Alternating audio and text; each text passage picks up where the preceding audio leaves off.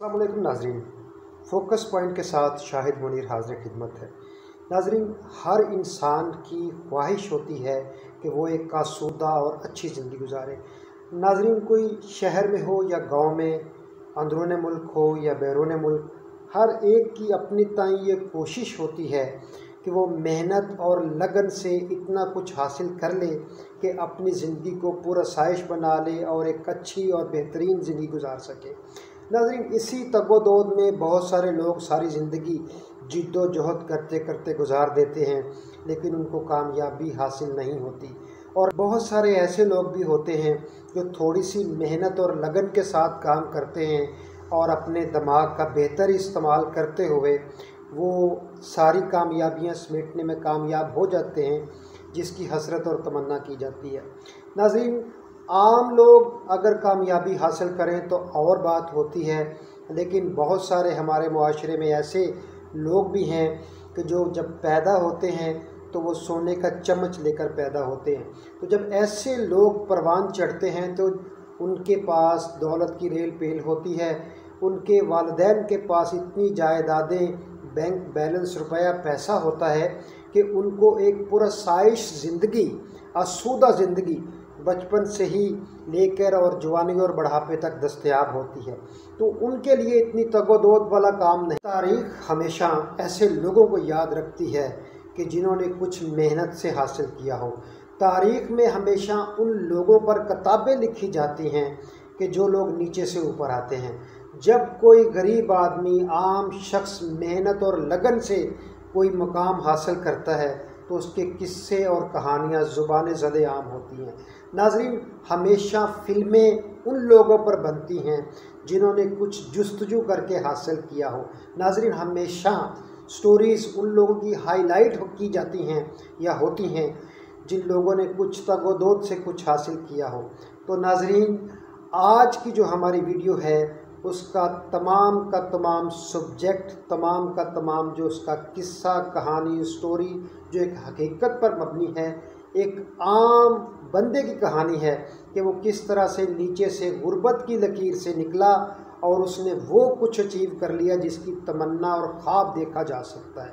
नाज़रीन, अब उस शख्स के किस्से और कहानियाँ ज़ुबान ज़दे आम हैं। नाज़रीन, आज हम जिस मौजू पे बात करने जा रहे हैं ये उस शख्स की कहानी है जिसने गुर्बत के नीचे से निकला, उठा, मेहनत की, लगन से काम किया और तालीम कम होने के बावजूद उसने अपने दिमाग का बेहतर इस्तेमाल करते हुए एक एपिक एग्जाम्पल बन गया सब मुआशरे के लिए कि किस तरह से कामयाबी हासिल की जाती है। हिंदुस्तान के शहर बेंगलोर में एक गरीब घराने में पैदा होने वाला बच्चा, जिसके 7 साल की उम्र में बाप की वफ़ात हो जाती है और उसकी माँ लोगों के घरों में मेहनत मजदूरी करके अपने बच्चों की परवरिश करती है।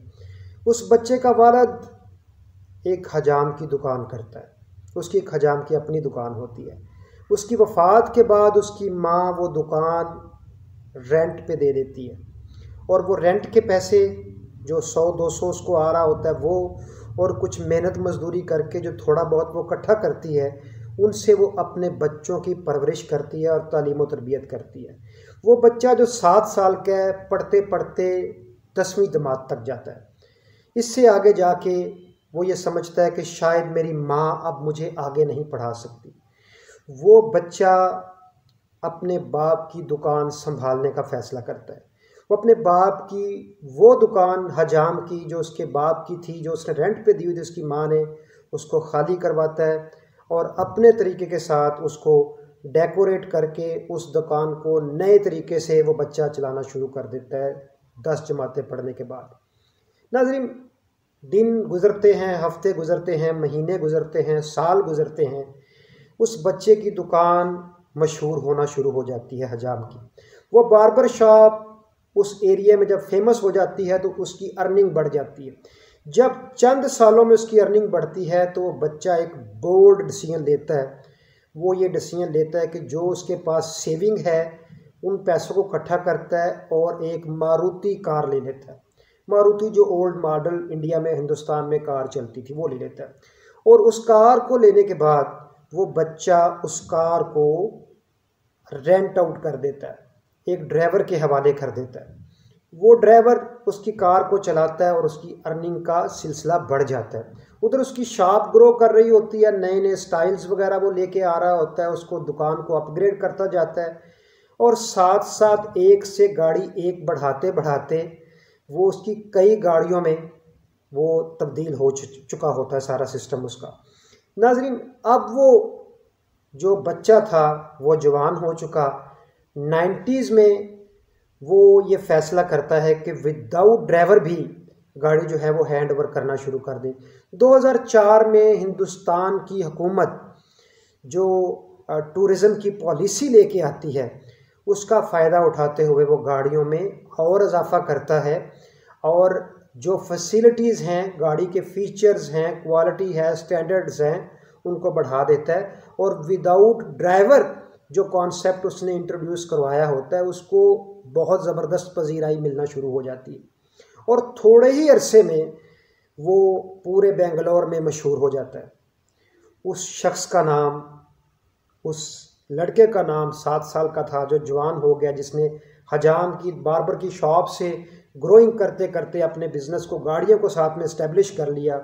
उसका नाम रमेश बाबू। रमेश बाबू एक वो इंस्पायरेशनल स्टोरी है कि किस तरह से एक निचले लेवल से एक बच्चा उठा, उसने मेहनत की, उसने लगन से काम किया, उसने इनपुट दिया, उसने नई चीज़ें अपनी बार्बर शॉप में इंट्रोड्यूस करवाईं, उसने नई जहतों को इंट्रोड्यूस करवाया, उसने न्यू बिज़नेस लॉन्च किया गाड़ियों का, उसने उन गाड़ियों के बिज़नेस को भी नई जहत दी। भले वो ज़्यादा पढ़ा लिखा नहीं था लेकिन उसने अपने दिमाग का बड़े सही तरीके के साथ इस्तेमाल किया और अपने आप को दौरे हाजिर के साथ उसने हमआहंग रखा। ये था उसकी कामयाबी का एक जीना। नाजरीन, रमेश बाबू वो शख्स है जिसके पास आज की डेट में 400 के लगभग 400 से ज़ायद महंगी तरीन गाड़ी हैं और जिसका बिज़नेस पूरे हिंदुस्तान में फैला हुआ है।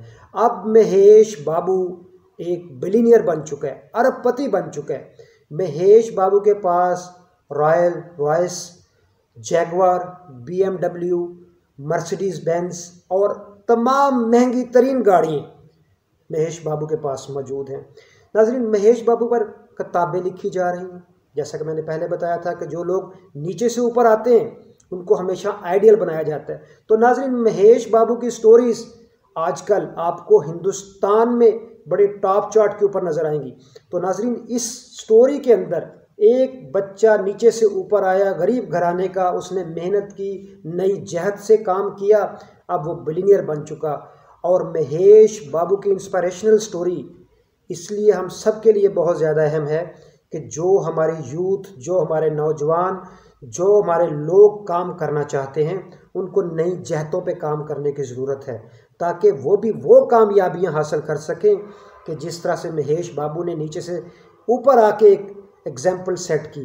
तो नाजरीन, ये जो इंस्पिरेशनल स्टोरी है इसका एक मकसद है, वो मकसद ये है कि हम वो चीज़ें आपके सामने मोटिवेशनल लेके आएँ, इंस्पिरेशनल लेके आएँ जो किसी न किसी के लिए सोर्स ऑफ इनकरेजमेंट बन सके। तो इस वीडियो का मकसद आपको इनकरेजमेंट देना है कि लाजमी नहीं कि आपके पास लाखों करोड़ों रुपया हो तो आप कारोबार कर सकते हैं। अगर आपके पास एक बेहतर दिमाग है,